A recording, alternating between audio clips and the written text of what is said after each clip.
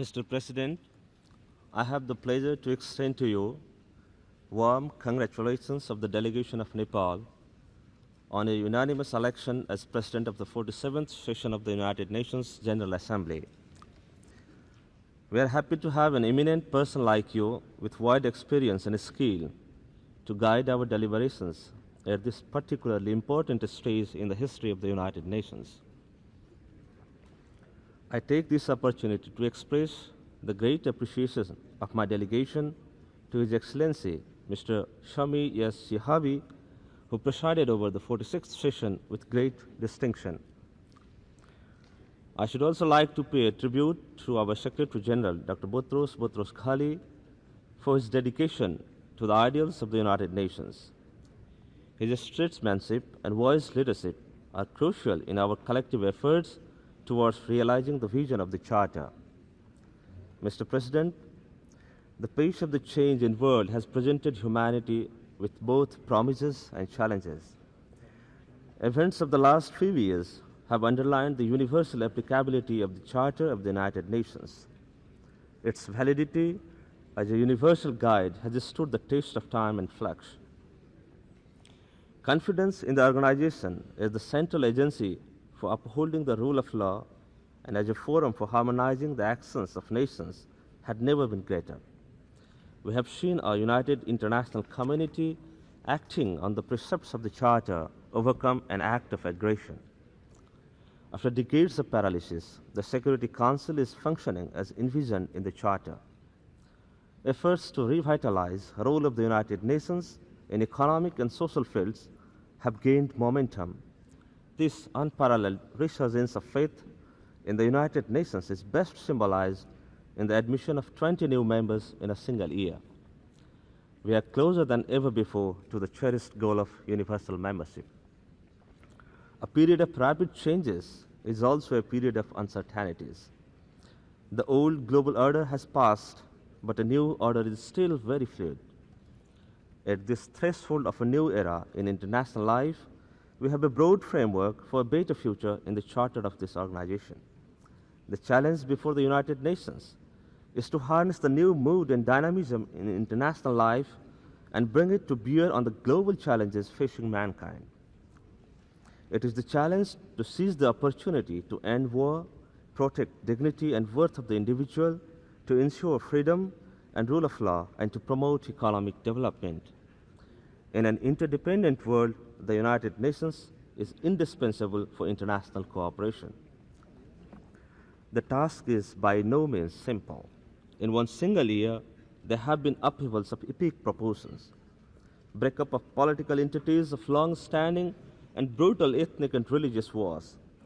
Narrow nationalism is threatening norms of a stable international order. The cost, in terms of human sufferings, has been appalling. The horrors of Somalia and of Bosnia and Herzegovina force us to ask if we, the peoples of the United Nations, are really determined to unite our strength to maintain international peace and security. Persistence of widespread poverty and destitution forces us to ask if we are indeed determined to employ international machinery for the promotion of economic and social advancement of all peoples. Mr. President, the historic summit level of meeting of the Security Council in January this year was an important landmark in the search for answers to these and other questions. That meeting launched a serious process of search for new ideas and impetus to meet new situations in the world. As the Secretary General has pointed out, the tumultuous events of the last few years have already driven home several lessons. Need for democratization at the national level with a corresponding process at the global level. Defense of human rights, including those of the minorities and the right to development. Need for new ways to prevent internal and interstate confrontations, including the increasing use of regional arrangements and universal acceptance of the rule of law transcending changing perceptions of expediency. These observations form the core of the Secretary General's report, An Agenda for Peace. Several recommendations of the Secretary General can and should be implemented immediately. These relate to the more effective use of the traditional forms of peacekeeping, safety of peacekeeping personnel, and peacekeeping finances. His recommendation for greater resort to fact-finding missions is equally pertinent. Some other recommendations raise fundamental issues related to perception of an international organization, its role vis-à-vis state sovereignty, and the role of the Secretary General himself. My delegation looks forward to a full-scale discussion of this important document during the present session. Mr. President, it is obvious that there is today a greater need for the United Nations to address itself more seriously to the great divide between the rich and poor nations. This, along with universalization of a human rights regime, is a fundamental issue of the new era.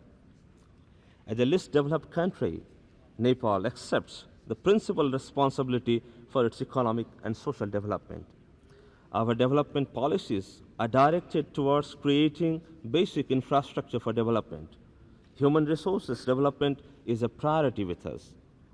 We consider it extremely important to raise the living conditions of our people, to raise the level of literacy, improve basic health and nutrition, and reduce the rate of infant mortality.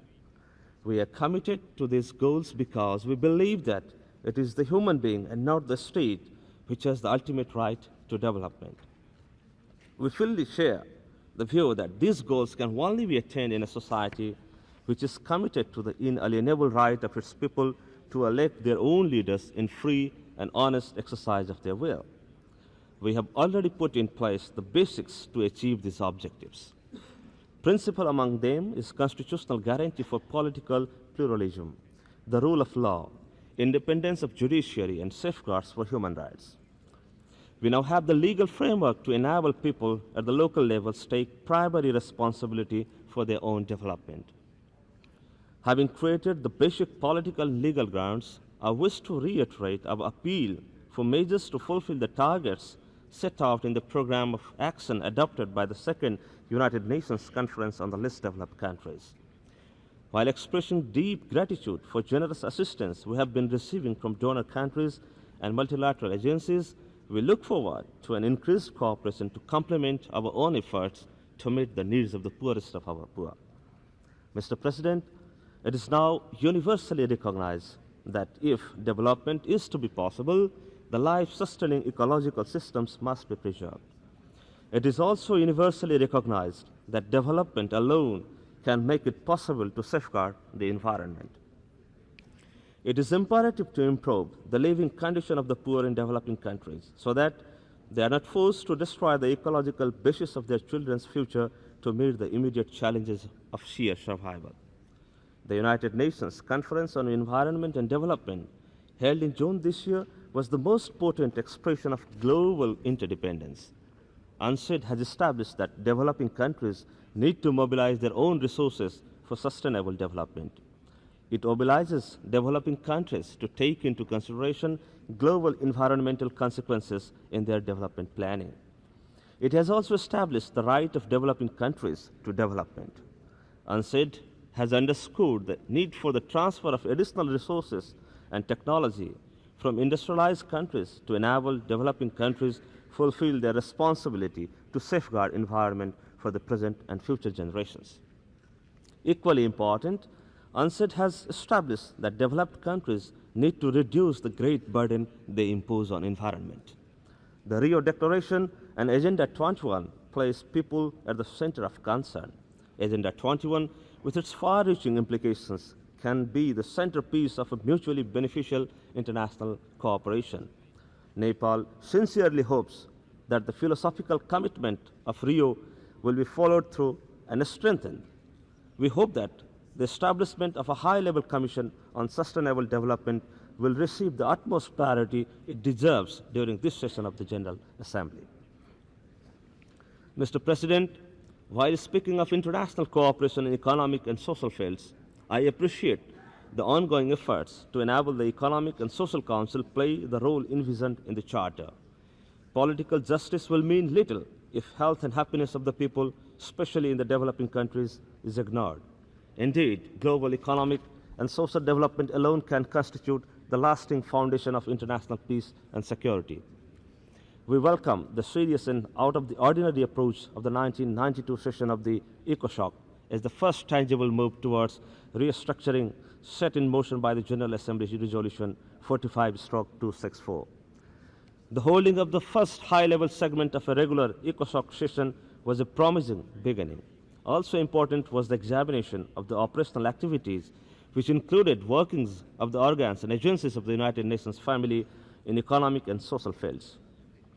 The times demand an integrated approach to economic and social issues in the fields as well as at the headquarters. Times demand avoidance of interagency competition, duplication, and waste of limited resources through better coordination among agencies, including the Bretton Woods institutions. My delegation has noted with appreciation the determination of the Secretary General to pursue restructuring of the Secretariat to meet these larger goals. One of the most satisfying reforms undertaken during the last 1 year has been in the area of coordination of humanitarian assistance. My delegation welcomes the establishment of the Department of Humanitarian Affairs and expresses its warm appreciations to Under Secretary General Ambassador John Eliasson for his good leadership. We have already several examples of effective balance between principles and operational guidelines, improved coordination and governance. Situations in Somalia and the former Yugoslavia present unique tests of international commitment in this area. Indeed, it might not be far-fetched to visualize operation of an effective humanitarian emergency assistance and the equally important role in the follow-up rehabilitation and development phases as new arms of the United Nations in preventive diplomacy and peacemaking. Mr. President, the relationship between freedom and democracy on the one hand and peace and stability on the other needs no reiteration. Nepal rejoices in the resurgence of democracy in various parts of the world in recent years. We strongly support this trend, which we believe to be in full conformity with the purposes of the United Nations. Developments in the recent years have made it clear that without respect for human rights, other achievements will have little meaning. The starting point of democracy is the recognition and worth of each human individual. Respect of human rights alone makes freedom meaningful. Protection and promotion of human rights is becoming a common basis for international cooperation.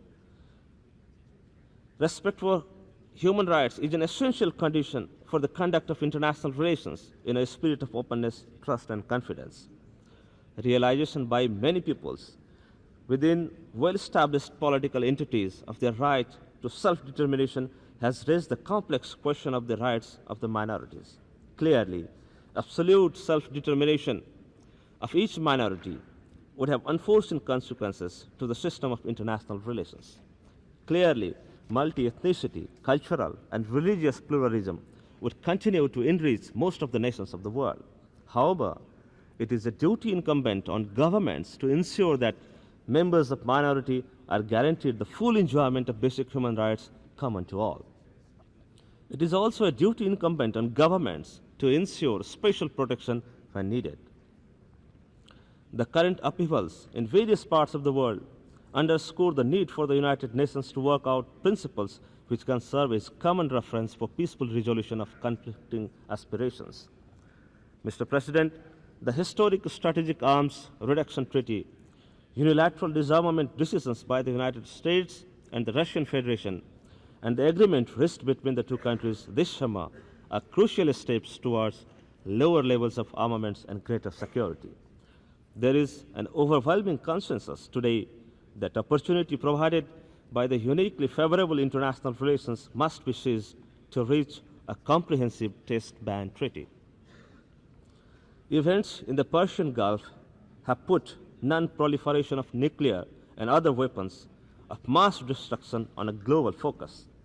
My delegation sincerely hopes that this session of the General Assembly will be able to adopt the long-awaited Convention on Chemical Weapons, the first comprehensive international instrument to outlaw a whole class of weapons of mass destruction. In this context, Nepal welcomes the recent agreement between our two neighbors, India and Pakistan, on chemical weapons. Mr. President, we have been following events in the territory of the former Socialist Federal Republic of Yugoslavia with utmost concern. The use of brute force against civilian population, especially in Bosnia and Herzegovina, has been appalling. We find the policy of forced mass expulsion abhorrent. We cannot accept the use of force to change internal or external borders. Nepal joins in the international demand that parties to the conflict respond immediately to the successive resolutions of the Security Council. We appeal to the European community to redouble its efforts in cooperation with the United Nations to seek a negotiated settlement of the crisis in the Balkans. Nepal welcomed the extraordinary session of the Human Rights Commission on Yugoslavia. We look forward to the report of the Secretary General on the findings of the Special Rapporteur on allegations of grave violations of human rights throughout the former Yugoslavia. We pay tribute to the personnel of UNPROFOR, UN humanitarian agencies, and the ICRC, who have been doing an outstanding job in the most difficult circumstances. My delegation reiterates its full support for the territorial integrity and non-aligned character of Cyprus. We hope that the October round of talks under the good offices of the Secretary General will produce the desired results. Nepal has welcomed the implementation of the United Nations plan for Cambodia. We reiterate our appeal to all Cambodian parties to cooperate fully with the UNTAC for the successful conclusion of this important UN mission. I take this opportunity to express my government's appreciations to Mr. Yasushi Akasi, Special Representative of the Secretary General, for the great efforts he has been making to ensure the successful implementation of the plan for Cambodia. We are following with keen interest talks between the North and South Korea, now fellow members of the United Nations. We sincerely hope that these bilateral talks will facilitate fulfillment of the wishes of the Korean people for peaceful national reunification. Nepal is gravely concerned over the violence and deaths of innocent civilians in Kabul. We appeal to the various Afghan factions to end the cycle of violence and to engage in the reconstruction and rehabilitation of the war-torn country. Events of the past year have not diminished the urgency of finding solution to the Middle East conflict on the basis of the Security Council resolutions 242/1967 and 338/1973. Israel and the Palestinian people must recognize each other's right. The right of the Palestinian people to self-determination, including their right to form a state of their own, and the right of Israel to exist within secure and internationally recognized borders. The government of Nepal strongly supports the continuing efforts of the sponsoring powers of the Middle East peace process to bring about a negotiated settlement of the crisis. South Africa is today at a critical juncture. Negotiations thus far have indicated that difficulties in the establishment of a united, non-racial democratic South Africa are not insurmountable. Violence should not be allowed to dampen hopes for a peaceful end of apartheid. My delegation welcomes the report of the Secretary General and the endorsement by the Security Council of his proposal for involvement of the United Nations to put the dialogue on track again. My delegation hopes that the Pretoria regime will respond positively to the proposals contained in the report, especially those relating to ending violence. Mr. President, as I said at the beginning of my statement, the vision of the Charter is more valid today than ever before. It is, however, clear that morals and policies of the past are not adequate to meet today's global issues. The magnitude and severity of economic and social problems in many countries of the world today are unprecedented. Emergence of the Security Council as a central instrument for the maintenance of international peace and security as intended by the Charter is a welcome development. The United Nations must seize this historic opportunity to promote with equal vigor and urgency international cooperation in economic and social fields. Precepts of the Charter should be our guide in bringing in a new era of international relations. This family of nations must strive to create a world where all people are entitled to political freedom, economic and social justice, a clean environment, and full human rights. Thank you.